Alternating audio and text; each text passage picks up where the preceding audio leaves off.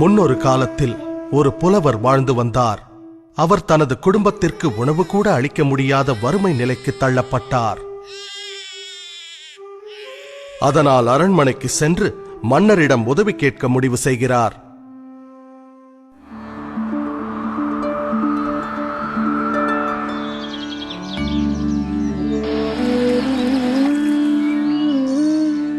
மன்னரை கண்டதும் புலவர் தனது பாடல்களை பாட ஆரம்பிக்கின்றார். ஆஹா, அருமை அருமை!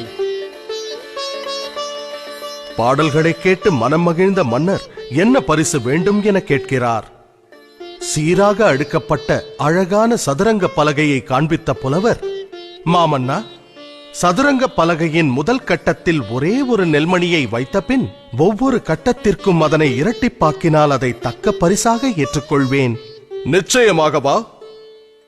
தங்கம் வேண்டாமா? நெல்மணிகள் போதுமா? ஆம் மன்னா என்றார் புலவர். அப்படியே ஆகட்டும். மன்னர் உத்தரவிட அவையினர் நெல்மணிகளை வைத்தனர்.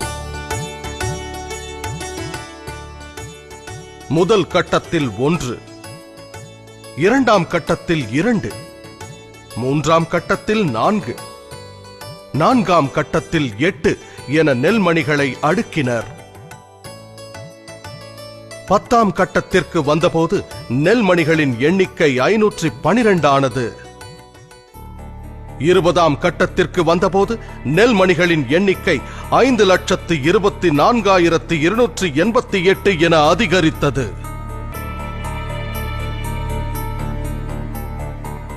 பாதி தூரம், அதாவது 32வது கட்டத்தை அடைந்த போது நெல்மணிகளின் எண்ணிக்கை 214,74,83,648 பெருகியது.